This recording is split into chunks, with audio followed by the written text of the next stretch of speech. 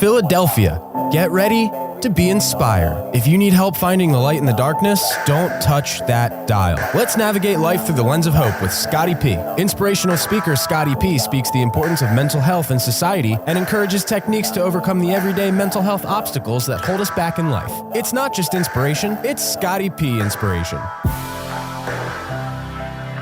Good evening, Philadelphia, on this Friday and the surrounding counties too. Thank you so much for joining us again here on the Scotty P Inspiration Show. Another episode coming at you live from the WWDB 860 AM Talk Radio Studios out here on City Line Avenue. Thank you so much, everybody, for joining us today. I'm so thankful you're here, and I really think, as we always do, that you're going to be able to take some positives away from this show and to be able to start your weekend off with some inspiration, with paying attention to your mental health, and ultimately, you'll be able to navigate your life through the lens of hope by listening to the show today. So everybody, thank you once again for being here. I really appreciate it. We're rolling along. There's been a really good season so far, and I think today we've got even some more great material that will be able to help you today.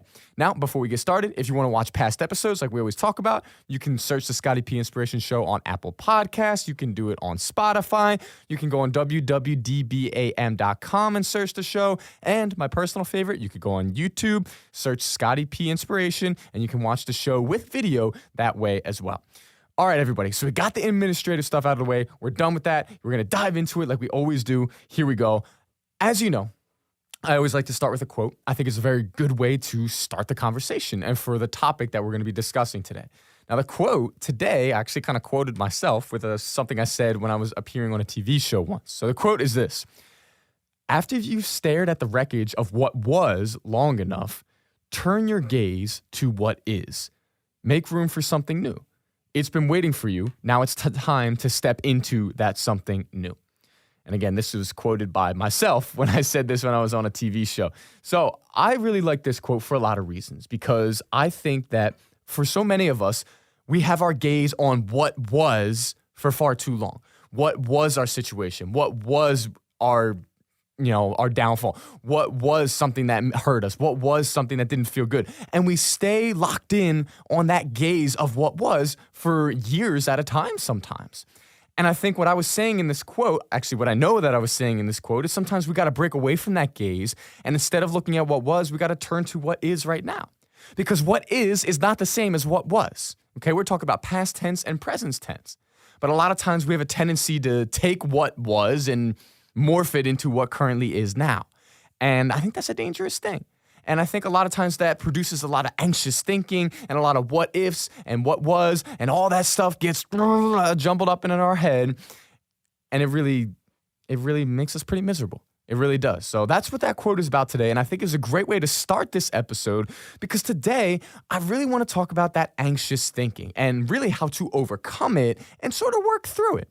Because as we talk about here at Scotty P Inspiration LLC, we're never not acknowledging our problems. And we're never saying, oh, we're gonna work through something so it never comes back again. No, because the reality is anxious thinking, these different obstacles mentally that we face in our lives, they will always be there. But the difference is how we work through them and how we choose to react to them and handle those situations. That's what we can work on. That's within our control. And that's what we want to do. And that's what we're talking about today with this show too, particularly kind of overcoming some of that anxious thinking. Now, as I was writing this and I was coming up with this message and just thinking about different things that could be put into it, I sort of thought of something. And I thought of it like this. A lot of times we'll be just sitting in sadness in our lives, right?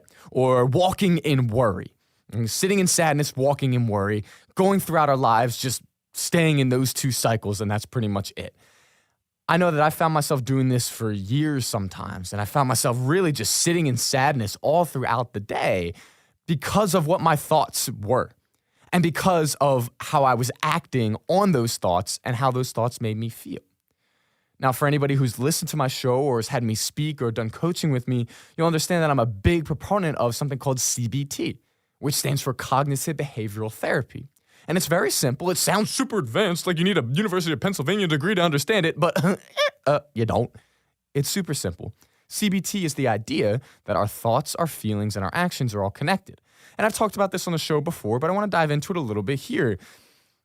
When we're thinking a certain thought, obviously it's going to lead to us feeling a certain way. And then when we feel a certain way, our actions are going to follow suit with that. And I think a lot of times when we're quote unquote sitting in sadness, it's because we have thoughts of ourselves as, oh, life used to be so much better. Or why can't I now be like how I used to be? Or why can't this have worked out for me? Why don't I look like that? Why don't I have this? What is wrong with me? And when you have these type of thoughts just bombarding you one after another, after another, after another, and you're just trading punches with these thoughts, it leads to you feeling not so great about yourself. It leads to you feeling even more anxious because anxious thoughts produce more anxious thoughts. And what ifs promote even more what hasn't beens, and what hasn't beens focuses on even more, oh no, I got to change something now, which leads to more what ifs, right? I'm not going to get into that. But these thoughts lead to us sitting in sadness. And when we sit in sadness, we walk in worry. And today, I want to talk about how we kind of can work on just not getting rid of these thoughts because, like I said, they're not going to go away. They're always going to be there at different times in our lives. That's normal. That's just called being a human. But how we can really work through them and get to the point where we're controlling those thoughts, we're controlling that rather than having these thoughts and feelings control us and the actions that we take. And one of the things that I worked on, and it's a little term that I sort of came up with that's helped a lot with this, is called your home-based thoughts. And one of the things I like to say is, what are your home-based thoughts and how do we change your home-based thoughts? Now, the home-based thought, the idea of it is this. They're those different thoughts that we all have that we constantly run back to, right? So for you, maybe that home-based thought is, I'm never enough, or I'm not good at this, or I'm too stupid, I'm too slow, I'm too ugly, I'm too whatever. For you, the listener, I want you to think about a couple of those home-based negative thoughts that you have in your life right now, and I want you to really identify them. And again, it's different for everybody, but think about those thoughts that you always seem to inevitably run back to and think about yourself when things aren't going right, okay? I want you to think about what those thoughts are. Now, when you identify what that thought is, the next step would be like, okay, when I'm having that home-based thought, how do I feel about myself? So when I tell myself that I'm never enough for people around me, how does that make me feel? My guess is it would probably make you feel, and again, this is just an example, it would make you feel inferior. It would make you feel like there's no point to anything because you can't do anything right anyways. It would make you feel lost. And when you feel like that, your actions are going to follow. So if you're feeling like there's no point to anything, you're feeling like you're lost, your actions are going to be, well, why should I put effort into something, right? Why should I do this? I don't care, right? And we can see where that cycle will lead, okay? Now, on the opposite end of this and how we're going to work through this is we want to learn to really change these home-based thoughts. And you might say, Scott, I've had these home-based thoughts since I was 6 years old. Well, that might be true. It might be, but just because you've had them for that long doesn't mean that you can't start the process of learning to build a new neural pathway and a new thought. Didn't say it was going to be easy, but we can. It doesn't matter how long it's been. We can do this. And developing those new home-based thoughts really starts with being self-aware of our thoughts right now. Being self-aware of when something maybe not so good happens and you start to feel yourself running back to that home-based thought. You're stopping yourself. I picture it like this. Imagine if you've ever played baseball, you're rounding third and you're running to home plate. Home plate is that home-based thought, right? I'm not enough or I don't matter. And you're rounding third, you're running to this home plate thought, but then boop, self-awareness says, no, we're going to stop ourselves right there. We're not going to finish running. We're not going to go all the way to that home-based thought, but we're going to stop.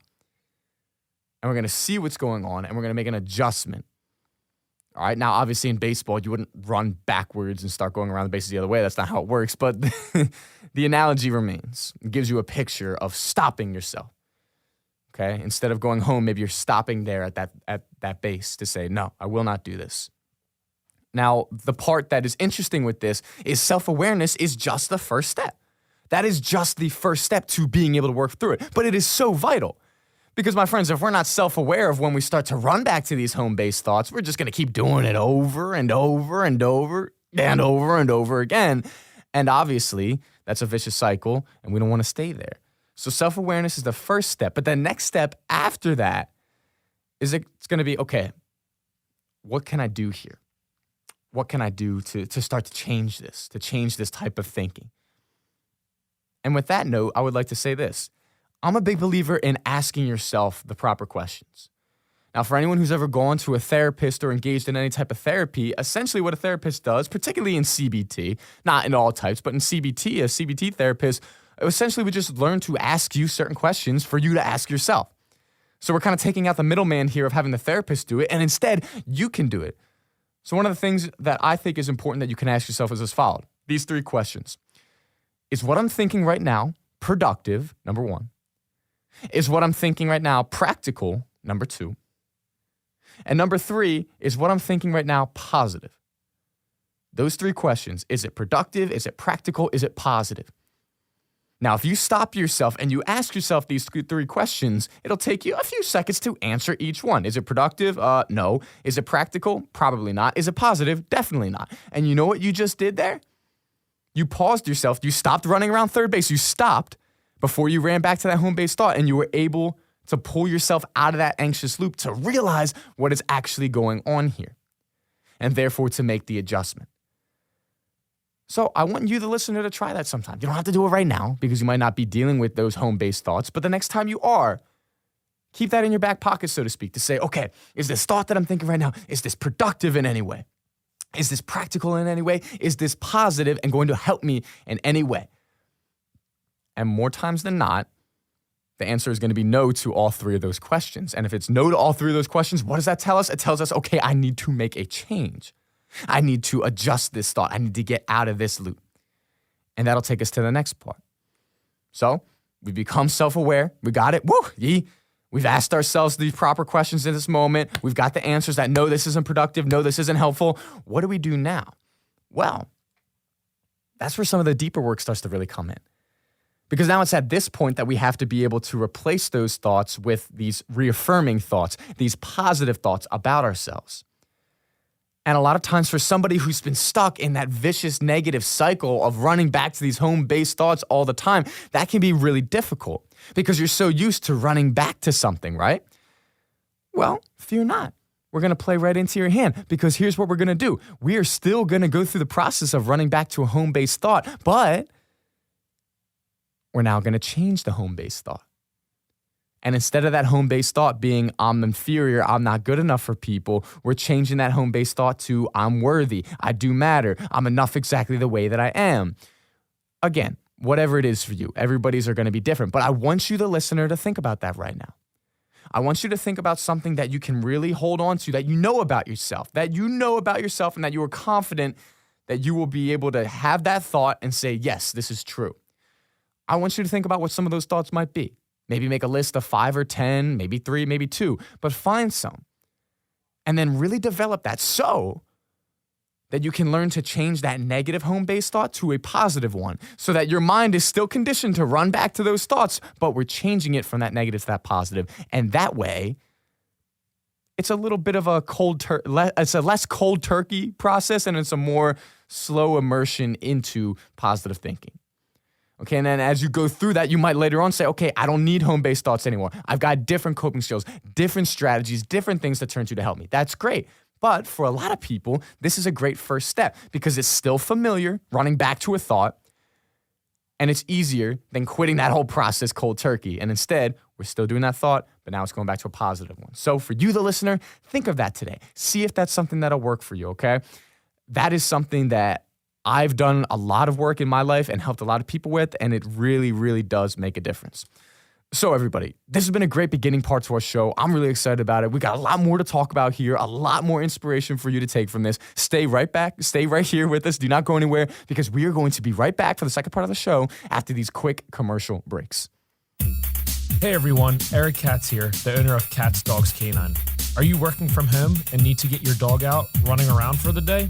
Will you be traveling this summer and looking for a place to board your pup? Is your dog looking a little shaggy and need a haircut or bath? Are you looking forward to walking around and enjoying this beautiful weather, but you can't because your dog's pulling like a freight train? Well, you're in luck. We are a one-stop shop that focuses on daycare, boarding, grooming, and training. We are located at 35 Middle Road, Percy, PA on 10 beautiful acres. You can check us out on Facebook and Instagram at Katz Dogs Canine or our website, katzdogscanine.com. Our phone number is 855-KATZ-DOG, 855-528-9364. What's going on, everyone? This is Scott Prendergast here, aka Scotty P. Real quick, I want to talk to you about my business. It's called Scotty P Inspiration. And what I am is I'm an inspirational speaker, and I want to help others navigate life through the lens of hope. Now, I do this through speaking engagements, but also one-on-one life coaching. So if you're interested in booking me or doing some of that coaching, let me know. Check me out at www.scottypinspiration.com or check out my Instagram at scottyp_inspo.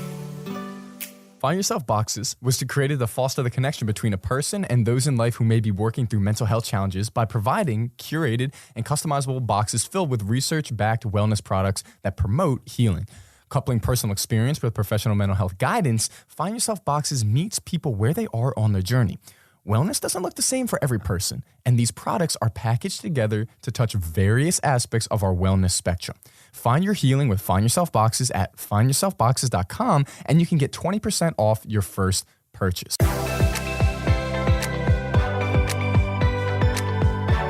Welcome back, everybody, to the Scotty P Inspiration Show. Thank you so much for joining me on this Friday evening today. I really appreciate it. I'm thankful that you're here, that you're listening, and I hope that you will be able to take some positive things away from this so that you can navigate your life through the lens of hope. So if you're just tuning in or if you don't already know, my name is Scott Prendergast, aka Scotty P, and I'm your host. This is my show here. Shout out to WWDB for making this all happen.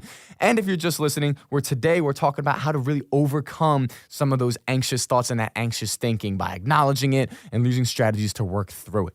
And if you want to watch previous episodes of this, again, we go on YouTube. That's Scotty P Inspiration. Watch previous episodes. You can go on Spotify, search the show, The Scotty P Inspiration Show, Apple Podcasts, or www.dbam.com. Those are all ways you can watch the show. So you ain't got no excuse not to watch it, okay? All right, everybody. So we've been talking about, like I said, anxious thinking today. We did a lot of really good stuff in the first part, and I want to dive deeper into it now. So now let's go. Okay. One of the things that I was thinking of during the break that I really wanted to add to this was understanding the relationship and the idea of suppression when it comes to thoughts and the things that we're dealing with in our lives when it comes to anxiety. Suppression, it leads to regression. Let's just be honest, it really does. When you suppress something, you're regressing in some way. It's easy to suppress it. It's easy to kind of lay away and keep saying, I'll deal with that later. But eventually you're going to have to pay the bill, right? And when that bill gets too much, it can be overwhelming. And it can be a process in which you don't even know where to start, right? So we don't want to suppress any of these anxious thoughts. And that's something that I hear a lot from people that I work with. People will say, well, I just try not to think about it, Scott. And, I hope that it just goes away. And it does, but then it comes back with a vengeance. And that's the thing about suppression. You may get some temporary relief, but you're not really getting to the core issue, to the core problem of what is actually going on, right? So we don't want to suppress. We want to acknowledge so that we can identify and work through. Come on now, let's go. Let's do it. Let's talk about it. Now, here's the interesting thing. As humans, we're naturally inclined to not want to feel things that are good, that are not good, right? Nobody says, I like to feel pain. Well, there might be some people that say that, but for most of us, we're not exactly saying, yeah, I love emotional pain. I want a life filled with just anxiety and stress and pressure and emotional baggage and pain. I want that. Give me that. Yeah. Come on now. Nobody wants that. However, there is a lot to be found when we unpack that stuff. There is a lot to be gained from going through that stuff. Now, the key thing is I said going through that stuff, not dancing around it, not suppressing it, going through it, looking it in its face, squaring up with it, and going head on through it. There's a lot to really be found there, and especially when it comes to anxiety. But I know for me sometimes, and again, I speak from experience with all the stuff that I talk about here, when you have to really look at anxiety for what it is, it's very, what's the word I'm looking for here? It's very daunting. I almost picture it kind of like it's this huge ghostly figure and you're like, oh my gosh, it's 90 feet tall and I'm looking at this, what can I do? But as you take a few steps closer, you start to realize, hey, wait a minute here. Yeah, something's not right here. Something's a little bit different. And as you get closer, you could see that anxiety and anxious thoughts, it's the king of smoke and mirrors. Its bark is so loud, it acts like it's this big bully, this big beast that's just gonna take your life and it's gonna control you and have you on a leash and make you do whatever it wants to. But as you get closer, it's almost like the Wizard of Oz too, right? For anyone who's seen that. It's just this dude that's a normal person behind the screen acting like he's this wizard when really he's not. So in the same way, anxiety will take a small bit of fear. It'll take a small bit of the old what ifs. It'll take a little bit from the unknowns, and it'll just plant that seed in your mind. But then it'll keep telling you, this is going to happen. This is a must. This is going to happen. You can't do anything about it. Look what's going to happen if you don't do this. This is the way it's going to be. You can't do anything about it. And it starts to speak these antagonizing words to you. And where all of a sudden that seed now turns into this huge thing because we've entertained it. And because we've chewed on it, so to speak, and allowed it to become something that it's really not. And I think the first step to working through this and preventing this anxiety from becoming this huge force in our lives is to really name it to tame it, as I like to say. And I've said this before. Think about it like this. I know that for a lot of us growing up, we all had these different types of fears, right? Like if somebody, maybe when you're going to sleep at night and you heard a weird noise and you thought, oh my goodness, there's a gremlin downstairs or the boogeyman's here, blah, blah, blah, blah, blah, blah. But then once you got your parents to check it out, or if you were brave enough for you to check it out, you would realize, oh, it was just the tree branch on the window scratching against it because it was windy outside. And then you instantly felt a lot better, right? Because you know what it was. In the same way, anxiety is kind of like that. If we don't find the root of it and we don't understand where it's coming from, it seems like this creepy monster that's just popping out from under our bed ready to attack. But if we can really look at it and say, okay, I know where this is coming from. I know what happened that is bringing this up. All of a sudden, it makes it seem a little less threatening. Doesn't take it away, but it's less threatening. And it went from being this huge shadow to instead being this just normal sized thing in the corner. And you're like, bro, like, really? Like, you ain't got nothing else to do in your life but that? Right? But it begins with having to jump into that. That's the unfortunate thing about it is we do have to acknowledge it. We can't suppress it. We got to look at it. We got to stare it at its face and really do that work to say, where's this coming from? What can I do to change this? Right? Who do I need to talk to about this? Sometimes this anxiety will come about because we're trying to think, oh, this person thinks this or that about me, or there's miscommunication, right? That's why we got to talk. That's why we got to communicate in life. In relationships, in friendships, in workplace, and all that stuff, communication is key because it lessens anxiety. I can't tell you how many times there have been in my life where I would think these certain things, but when I talked about it, I realized, A, that was really silly to think of, and B, I was totally wrong with my assumption of it. And that's anxiety. Anxiety loves assumptions. Anxiety and assumptions, they are boys. They're like, bro, what's up? Like, you trying to hang out this weekend? They love each other because they feed off of each other. When we assume things because of that seed anxiety planted, all of a sudden, the combination of that assumption is like water to that seed of anxiety. And it grows into this massive thing because we built these two things and put them together without really knowing what's actually going on. All right, so if there's one thing for you, the listener, that I want you to take from this part right here is that kind of check yourself and your assumptions. That's the way I want to put it. Check yourself and your assumptions. Recognize when you're assuming. Know the difference between what is a fact and what is an assumption. And start to catch yourself when you do it. Next time when you do something, be like, wait, that was an assumption. And I don't want this assumption to lead to more anxiety. So instead, I'm going to either communicate to find out what's really going on here, or I'm going to find an alternative way so I don't allow this assumption to become what I perceive to be a fact. Because then once we convince ourselves that something is a fact, oh no, now anxiety is really running wild. Okay? So we got to beat it before it gets to that point. And we do that by being self-aware, by checking ourselves, and by learning to communicate. And that communication doesn't necessarily have to be with another person. It could be communicating with ourselves and our mind and what's going on and really breaking it down. Okay, so the overall theme of defeating anxious thinking is we gotta learn to just slow down a little bit. Another thing anxiety loves, it loves speed. It loves, no, go, don't think. And by not thinking, we end up thinking way too much, if that makes sense, right? Because we're thinking about the wrong things. So it's important to think, but in a logical way, in a rational way, rather than going solely based off of that emotion and that emotional side. always think of it like this. We got two parts, okay? Think of your rational brain, which is the rational side, which is understanding, okay, I know what's going on here. I know what is actually true and what's not. And then you have your emotional brain. Now, the emotional brain is just like ready to go at any instant. I feel angry, go. I feel sad, go. I feel mad, go. I feel upset, go. And it's just, it's ready to go constantly. Where the rational side of the brain is like, okay, yeah, you feel sad, but you really are actually feeling upset because you didn't get, I don't know, the new job you wanted, whatever it is. And for you, the listener, that's for you to decide what that situation is. But understand that we got a rational brain, we got our emotional brain, and anxiety loves to turn that emotional brain into just this whirlwind of a thing and completely disregard our rational brain. And that's where we have to bring ourselves back.